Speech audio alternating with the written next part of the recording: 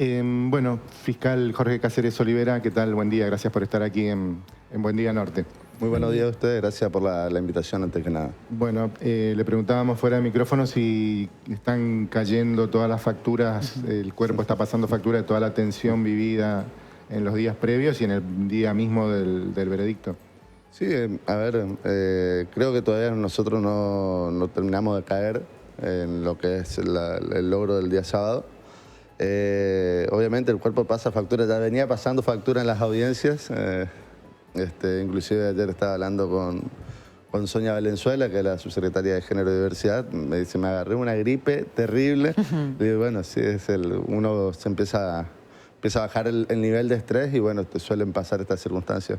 Pero sí, yo creo que de a poco nos vamos relajando y vamos entrando en la rutina diaria, ¿no? Porque tantas horas en lo que fueron las audiencias preliminares y el juicio en sí, demandó que todos salgamos de nuestra rutina habitual, ¿no? ¿Ustedes lo vivían esto como una certeza que podía salir el veredicto así o tenían dudas? A ver, nosotros sabíamos que hicimos bien nuestro trabajo, sabíamos la cantidad de horas hombre que pusimos detrás de esta causa, de la etapa investigativa hasta en las audiencias preliminares. Ustedes fueron testigos de lo largas que fueron. Después con las audiencias de preselección de jurado hasta que llegamos a la etapa de juicio. O sea, sabíamos que nos habíamos desempeñado bien, que habíamos elegido el jurado que nosotros creíamos que era el apropiado para esta causa, porque es una causa que era tediosa, muchas pruebas, necesitábamos un jurado que pueda captar y entender lo que se iba a desarrollar en el juicio, que pueda prestar atención específicamente, ¿no? Entonces estábamos buscando una franja horaria más o menos joven, no tan grandes, justamente por estas circunstancias. Y llegado al momento del juicio, yo creo que el doctor Bogado, específicamente, yo voy a hablar de mi equipo fiscal, él hizo un alegato para mí espectacular. Si bien él se autocritica, que dice que le faltaron algunas cosas que desarrollar, bueno, a veces uno esquematiza todo y sí, suelen pasar estas circunstancias, te saltas algún punto Sí, pero se lo vio muy sólido. Se lo vio tranquilo, para mí estuvo bien. Los alegatos finales de la querella también reforzaron, porque acá hubo una división de funciones. Martín iba a concentrarse en las pruebas y que los querellantes particulares y del Estado se encarguen el resto, digamos, de los detalles, por así decirlo. Y creo que estuvimos bien, estuvimos sólidos. Había que defenderse de 7 defensores, cada uno fue con su teoría del caso, cada uno fue con su propio alegato. Y sí, en un momento, lo que yo noté que nuestro alegato, que me pareció espectacular, fue quedando como lejos de escuchar tantos alegatos defensivos. Y la duda es, bueno, si se quedan con la última palabra, ¿no? Pero no, por suerte el jurado deliberó, se tomó su tiempo, estábamos todos ansiosos obviamente, queriendo un veredicto y bueno, se dio el día sábado. También, después incluso los defensores hablaron, algunos o casi todos los imputados, incluyendo Emerenciano Sena y Marcela Acuña. En tu experiencia, ¿eso en el jurado fue realmente una defensa o los complicó, los expuso de una manera negativa para ellos? Mirá, si hay algo que nosotros notamos es que ellos, y que inclusive fuimos criticados por no indagar a los imputados, pero si prestan atención, los que declararon de cualquier cosa menos de qué pasó con Cecilia. Sí.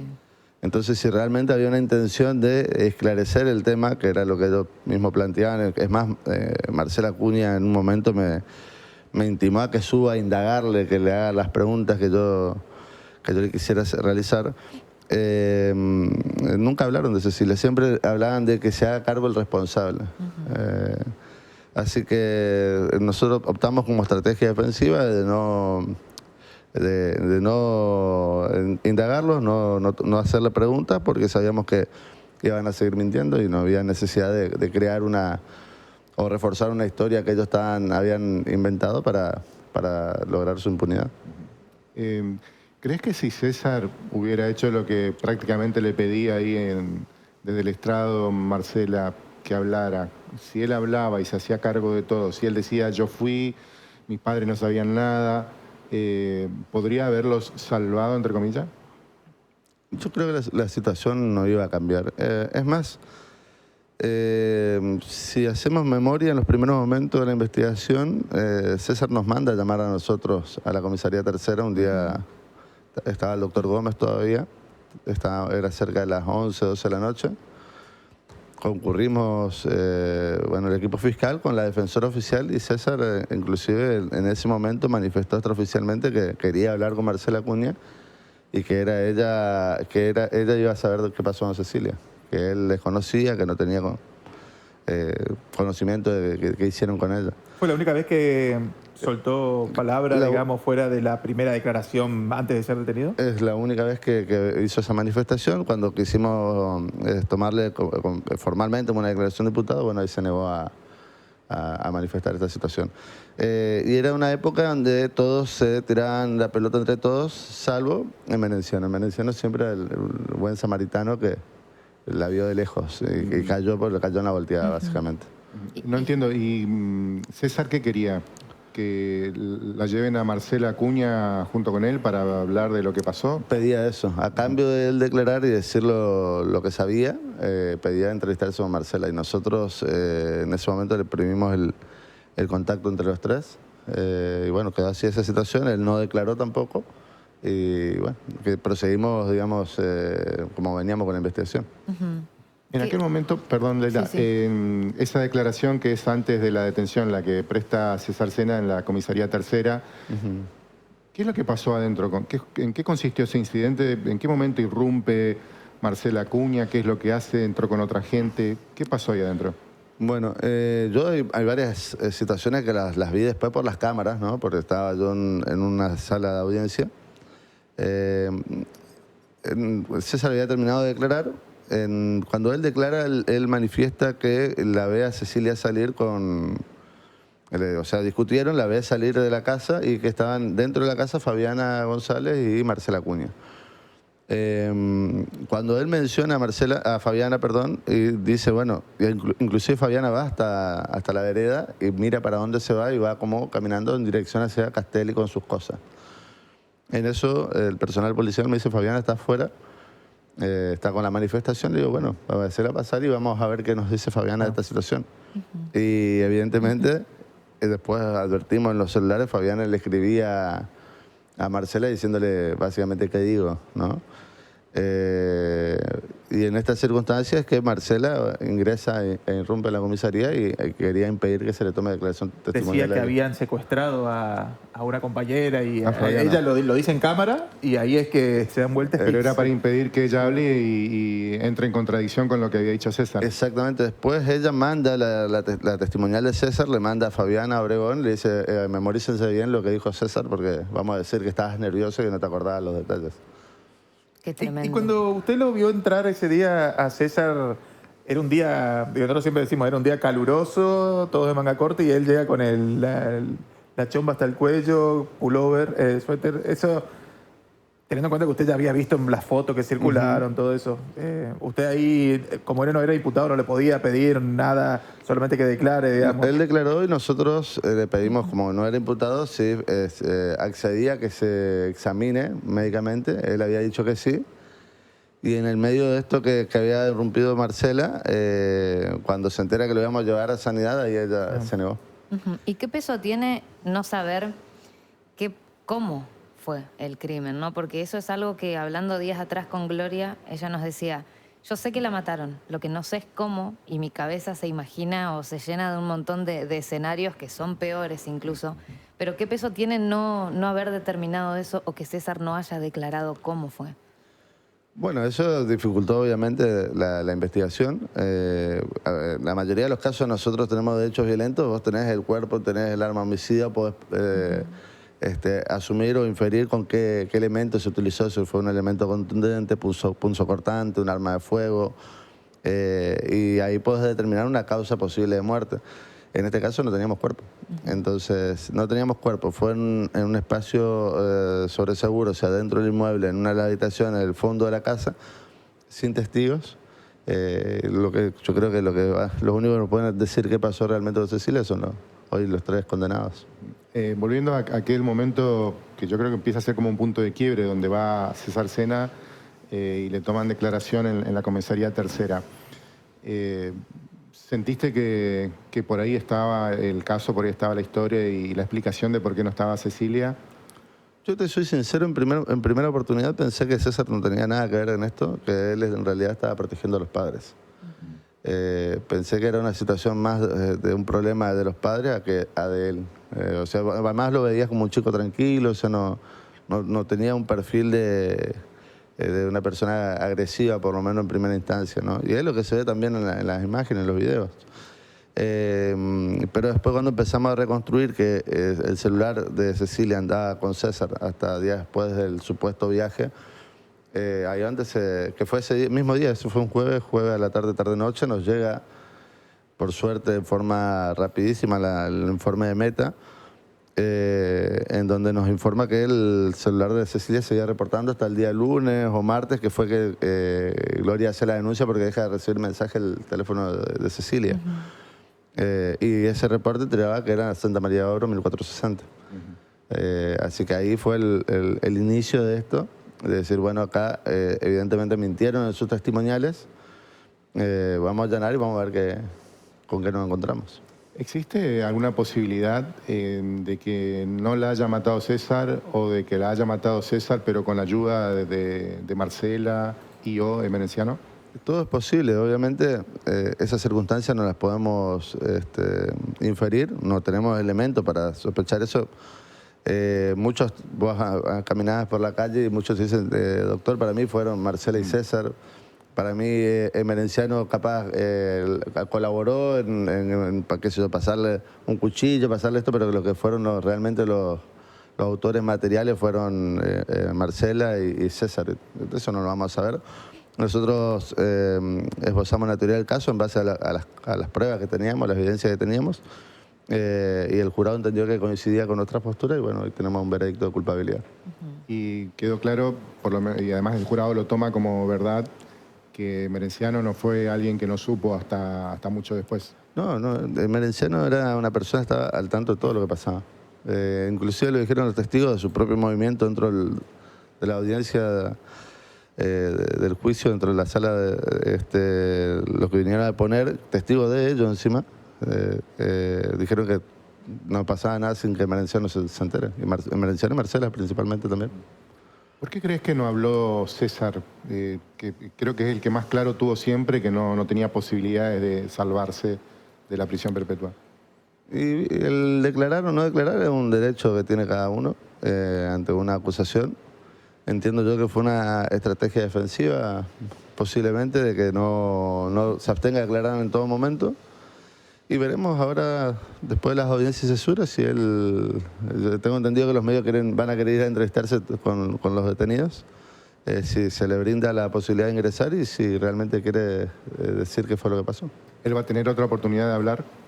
No, ahora en la audiencia de censura simplemente se va a establecer las penas que corresponden a cada uno de ellos. Ellos tienen una única pena, que es la de perpetua, y los encubridores hay que analizar, digamos, cuánto vamos a pedir. Tenemos un máximo de 6 años Fabiana y Obregón, y 3 años Melgarejo.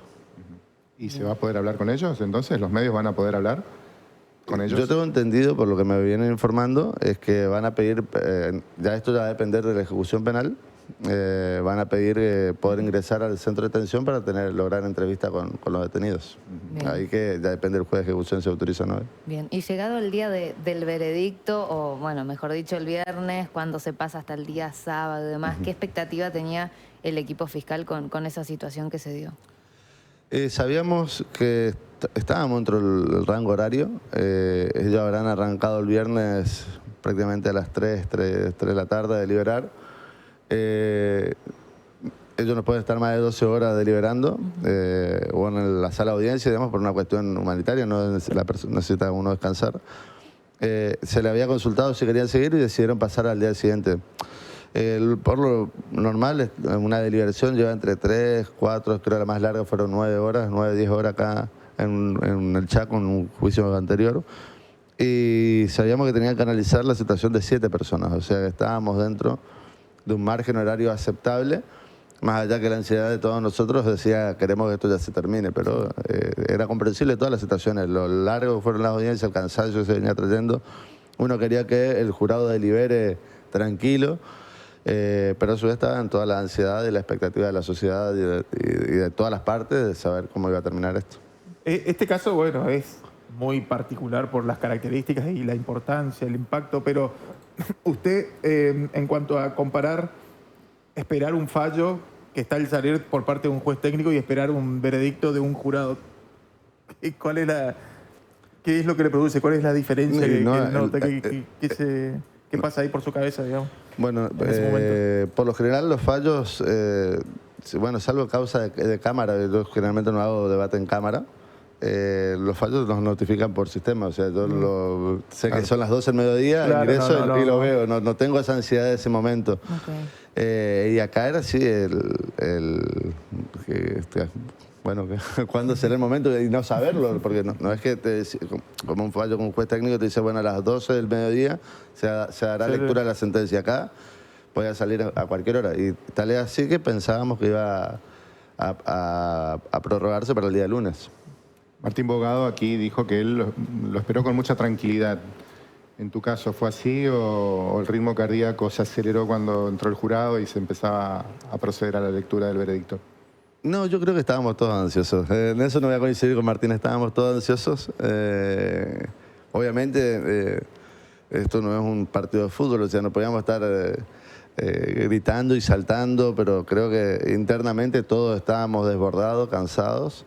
Creo que bueno, la doctora Velázquez, por su situación particular, fue la que por ahí andaba más efusiva. Claro, está embarazada. Pero todos estábamos ya con la necesidad de que esto se termine, pues fue muchas horas de trabajo. En todas las etapas fue, la verdad, una gran labor que se ha desempeñado por todo nuestro equipo. Ya, desde el primer momento que se intervino, la etapa investigativa con los ayudantes fiscales, con la policía, el personal administrativo, después la etapa propia del juicio, con el personal de Fiscalía de Cámara y las audiencias todas las audiencias de selección de jurado, el juicio, y bueno, ahora nos queda una última etapa que es la audiencia asesora. Te tocó la etapa, quizás, bueno, todo fue difícil, ¿no?, en este proceso, pero yo digo, en los comienzos, cuando el caso explota, cuando llega a los medios, cuando se empieza a intuir que pasó algo terrible con Cecilia, digo que te tocó la etapa más difícil porque los SENA estaban en libertad, toda la estructura que ellos tenían estaba activa, todo el poder político que los respaldaba estaba funcionando y estaba también en ejercicio. ¿Llegaste a temer por tu vida, por tu integridad? ¿Sufriste presiones o pudiste actuar con libertad? Yo creo que más allá de... siempre hubieron inconvenientes de alguna otra índole, que por ahí no es necesario de tantos detalles, pero más allá de eso yo creo que cada uno de nosotros trabajó dando su 100%. Sí, en un primer momento, te lo comentaba fuera del aire, hubo un pedido de Yuri a mi persona, con excusa de otro expediente, pero yo entiendo que políticamente fue... Pero haciéndote pagar por esto en particular. Exactamente. ¿Y esto se gestó desde dentro del propio Poder Judicial o no? Mirá, sé que vinieron de una asociación de grupos de mujeres que hicieron una presentación ante el Consejo de la Magistratura pidiéndome el Yuri. Bueno, a ver, quién lo gestó, quién lo preparó, no te lo sabría decir con total certeza, pero sí, tuve esa situación particular. Y después las amenazas que nos virtió Marcela Acuña durante la investigación, que básicamente quería mandar a perseguir y torturar a los hijos de los policías donde ella estaba detenida, donde estaba detenido César, comisaría tercera, y de los fiscales y jueces que habíamos intervenido en la causa. Esa denuncia, esa amenaza, ¿cómo la había hecho trascender Marcela? ¿Era a través de una carta? No, ella estaba manteniendo una comunicación telefónica y el personal de seguridad advierte esta circunstancia y hace un informe y eleva. Y esa causa se tramitó en Fiscalía 2 y hoy tengo entendido que está elevado en el Juzgado Correccional 2. ¿Y ahí estuvieron con custodia desde ese momento ustedes? Algunos pidieron custodia, yo personalmente pedí último emplazamiento. El emplazamiento es que van, recorren, quedan unos 10, 15 minutos en tu domicilio y continúan el recorrido, digamos, para no afectar un móvil ni personal policial tampoco va. De los tres Sena, ¿ella te parece la más temible o los pondrías a todos en un piso de igualdad? No, yo creo que, o sea, para mí están en un pie de igualdad Merenciano y Marcela. César viene como, para mí responde a los padres. Vos inclusive cuando le preguntás a la gente que trabajó con ellos siempre te dicen, básicamente, Marcela era el brazo ejecutor, la ideóloga y Merenciano en el movimiento el brazo ejecutor. Y cuando íntimamente te pones a pensar en cómo fue la decisión de matar a Cecilia, ¿pensás que la tomó César en soledad, que fue una instrucción de sus padres o de uno de ellos? Mira, siempre esta es mi apreciación personal, entendí que era demasiado planificado para César. Digamos. En ese momento era un chico de 19 años, tenemos que poner en contexto todo lo que pasó, todo lo que implicó la logística de cómo deshacerse el cuerpo, de cómo descartar los celulares, de cómo inventar coartadas. Inclusive, fíjense cómo ellos pergeñaron todo esto, que cuando cambian de número, César mantiene una conversación con Marcela diciendo, estoy preocupado por Cecilia, por favor, cuando aparezca no tome represalia con su familia. O sea, todo el tiempo fueron buscando poder desligarse de esta circunstancia. Y la cámara, que después inclusive, por eso te decía, ¿para qué preguntarle si después no indagarle en la audiencia a los imputados si van a seguir mintiendo? Ella termina diciendo que la cámara de seguridad que estaba enfrente de su casa ya la conocía porque ella puso plata para comprarla. Eso. ¿Pero era de un vecino la cámara? Era de un inmueble particular, Sí, no era exacto. Una cámara eso particular, dijo, sí, no. Claro, eso incluso a mí me llamó la atención. Yo dije, bueno, entonces es esta cámara, ¿no? Claro. Además aquí se nota. Que está dentro de una Si casa. toma las rejas de la casa es porque está dentro de la casa. Exactamente. No es una cámara de esas que a veces los De barrios vecinales, organizan y digamos. ponen una alarma, una cámara vecinal. Y creo que esa imagen, cuando a mí fue uno de los momentos por ahí decisivos de la investigación, porque no podíamos desbloquear el DVR. Ajá. El dueño del DVR no sabía la clave, lo había programado un tercero, no lo encontrábamos, estaba en la provincia, o sea. Y cuando pudimos, esto fue el viernes, creo que él apareció un lunes, un martes, algo así creo que fue. Se desbloquea el DVR, se extraen las imágenes desde el día del 2 de junio, que sabíamos que Cecilia estaba con César, hasta el día del allanamiento, es lo que se pidió. Se extraen esas imágenes y ahí me hacen un micro video de esta circunstancia que estamos viendo ahora, de cómo César llega con Cecilia, y me dice el oficial que quedó analizando la imagen, me dice, doctor, nunca más salió ella.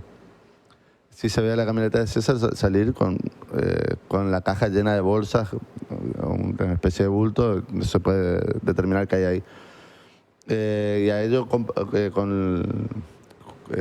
las antenas pudimos determinar que se fueron hasta lo que sería el Campo Rosso y la chanchería de ese día.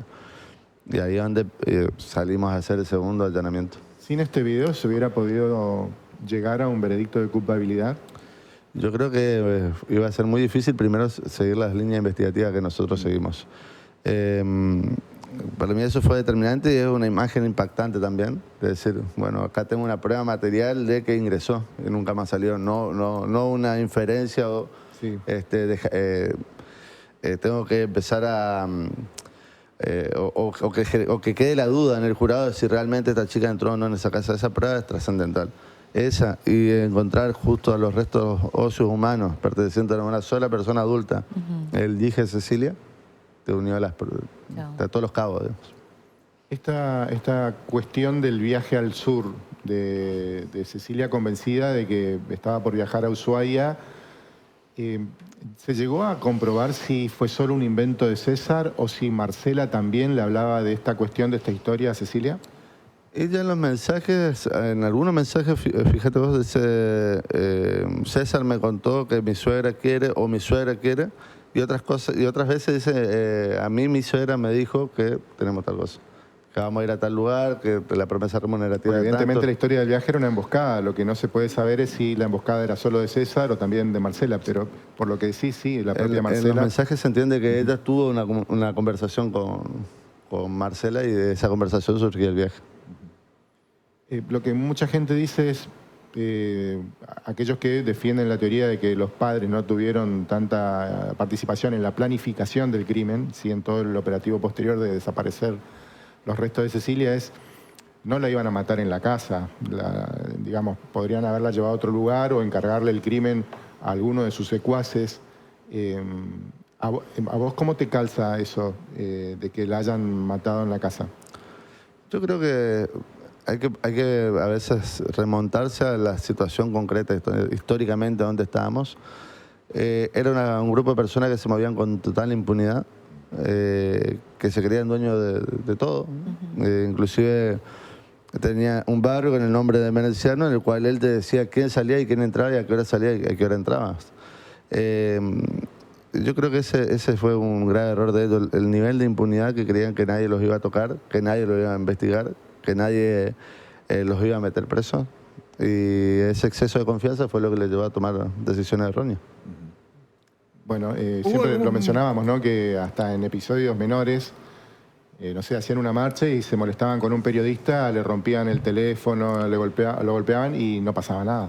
Y fuera de la comisaría tercera, creo una periodista le agredieron, Fabiana ese mismo González. día. Fabiana González agredió a una de las periodistas. ¿Hubo algún momento que dijiste, de la investigación que dije, ¿para qué la seguí? ¿Por qué no me salí? ¿O estuviste firme en todo momento? No, a ver, nosotros tenemos una función, yo no puedo decir, bueno, esta causa no investigo porque es compleja. Bueno, por una cuestión de organización, nosotros tenemos turno de emergencia. La denuncia cayó dentro de la semana de turno de emergencia de mi fiscalía. Y bueno, obviamente nosotros recibimos 1.200, 1.700 causas por año por equipo fiscal. Y este es un caso único, digamos, ¿no? Es muy difícil que se te den dos situaciones similares seguidas. Y ahora, con la seguidilla de investigaciones que también se van a iniciar, que han surgido del propio caso Cecilia, donde fue mencionado Elvis Benítez, o sea que es como el inicio de algo, ¿no? Y del fin de esa impunidad que tenía. Exactamente, yo creo que, bueno, ahora empezamos a ver que ya venían peleando por su denuncia que habían realizado estas dos personas sobre el maltrato, la explotación que hacían en el barrio Menenciano, que los encerraban en un galpón y los tenían ahí en un obrador hasta que a ellos se les ocurría liberarlos. La causa de lavado, que en ese momento eran 6 millones de pesos, pero no sé cuánto equivale hoy, una cifra mucho más alta. Inclusive creo que estaba viendo en ese momento y ahí tenerlo en efectivo. Que prácticamente estaban recibiendo 1.000 millones de pesos por mes a plata de hoy. 300 millones en esa época, 1.000 millones de pesos a plata de hoy. Entonces, lo que significaba esos 6 millones, ¿no?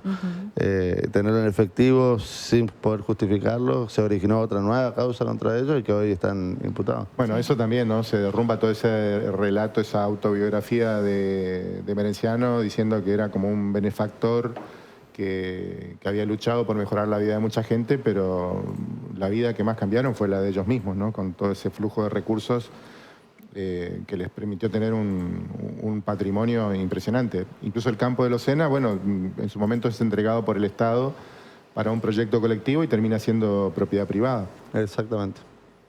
¿Hay algún elemento que permita suponer, te lo consulto porque aquí lo dijo Juana Regín, que Cecilia podría haber estado embarazada o que tenía un retraso menstrual al menos? Nosotros sabemos que en varias oportunidades estuvieron buscando un hijo. Inclusive de un chat surge que como que Marcela le iba a ayudar a poder quedar embarazada, aparentemente tenía problemas Cecilia. Inclusive hay fotografías de los WhatsApp donde ella está con un test de embarazo. Así que sí, existe la posibilidad. No pudimos detectar, por lo menos con los médicos, a raíz hicimos una investigación con la obra social, a ver si consultó algún ginecólogo, algún clínico, algún especialista. Los que pudimos detectar no dieron certeza a esa situación, digamos. Sí que esto que quería quedar embarazada, pero no la certeza de un embarazo. Se hablaba también de esta posibilidad que capaz Marcela se enteró que estaba embarazada y eso la terminó por marcar el odio que le tenía a Cecilia. Llevamos con las últimas. Te agradecemos la generosidad de tiempo volcado en esta entrevista. ¿Hay indicios a partir de la investigación del caso Cecilia que permitan dar por cierto que hubo otras personas que fueron ejecutadas, asesinadas, desaparecidas por el clan? Mira, sí tenemos la declaración de Marcela y Gloria Romero, y Gloria Romero, que manifestaban esta situación de que César se jactaba que ellos hacían desaparecer personas, que se resolvía fácil con un tiro y a los chanchos no quedaba prueba. No tenemos, en definitiva, una línea conductual de otros hechos con los Sena. Sé que el tema de Benítez lo estaban reactivando, que creo que Gustavo Olivelo iba a declarar ahí en Fiscalía el día lunes. El si Ministerio no se declaró. Público emitió un comunicado esta mañana Ajá. que dice que justamente ahora la investigación está a cargo del equipo fiscal 3 de Rosana Soto. Está realizando las medidas para verificar datos y destaca que hay elementos de la causa Cecilia que fueron remitidos a la fiscalía esta en cuestión que son de interés para la causa. Esto es un comunicado de hace un par de Una horas. hora, sí. Bueno, yo no estoy ahora estoy de licencia. Puede ser, la verdad eso ya desconozco, pero si existen elementos, por eso te quería comentar esto. Yo tenía entendido que él declaraba el día lunes, por ende no desconozco qué salió de la declaración testimonial de él y si hay elementos que le sirvan a la causa de Cecilia, obviamente se le va a brindar todas las pruebas que necesita. Para los que no conocen la historia, Luis Benítez es un joven que se evaporó, ¿no? Salió de su casa en el barrio Mujeres Argentinas, fue a tomar el colectivo en la avenida 9 de Julio y no se supo más de él. Y de alguna manera hay algunas versiones que conectan la desaparición de Elvis con el clan Sena. Otra de las últimas, esa calle pavimentada que aparece solitaria en el barrio emerenciano, que no conecta con ningún otro pavimento, es rarísimo y se dice que se hizo por la noche, horas después del crimen de Cecilia, esa que vemos ahí en la imagen. ¿Quedó despejado realmente que no tiene nada que ver o puede haber algo oculto ahí debajo aunque no tenga que ver con Cecilia? Bueno, ahí... Porque es rarísimo, una calle que se pavimenta sola sin conectar con nada. Bueno, a la vuelta, si pones la imagen anterior, a la izquierda, en una de las viviendas se secuestró el colchón y la cama. Claro, los con que la sacaron de la casa de Santa María de Oro con sangre de Cecilia. Exactamente. Y si no me equivoco, si uno sigue derecho para el fondo, esa calle choca con tenían en la parte de atrás como una especie de polideportivo con una piscina olímpica, no sé qué. Y ahí encontramos la valija de Cecilia. Y en ese asfalto es que vino Gendarmería con colaboración de ellos. Se pasó un georradar sobre el asfalto, se mapeó todo el asfalto por esta circunstancia que vos mencionás, que los vecinos estaban extrañados que se haya construido tan rápido esa calle, de cuál era el apuro, digamos. Y bueno, lo que se pudo determinar es que no, era una estructura normal, digamos, no había restos óseos, por lo menos, a simple vista, así, debajo del asfalto. Obviamente si está en estado de calcinación al nivel de prácticamente quedar como polvo, no lo íbamos a detectar. Si lo hicieron, no lo íbamos a detectar. Bueno, nosotros conocemos a Jorge Cáceres Olivera, el fiscal, pero bueno, también hay un ser humano, una persona detrás. ¿Cómo fue ese día el regreso a tu casa el sábado? No, muy emocionado. La verdad que quería estar con mi familia también, que hace rato no lo estaba viendo. El fin de semana por ahí sí iba a pasar unos minutos a saludarlo y me regresaba a mi casa para descansar porque veníamos de jornadas largas. Y lo primero que se me cruzó es estar con mi pareja. Mi pareja estaba ahí alentando, arengando del lado afuera. Y después, bueno, saludar a mi familia, ir con ellos, encontrarme, porque también ellos la pasaron mal, digamos, con toda esta vorágine laboral, lo que te mencionaba hoy, de que tuvimos que cambiar todas nuestras rutinas, nuestros horarios, la forma de organizarnos. Mi hijo también, que pasé varias horas sin compartir tiempo con él. Y en general a todos, que estuvieron siempre con nosotros respaldándonos. Te emociona hablar de eso, ¿no? Me emociona, sí, sí.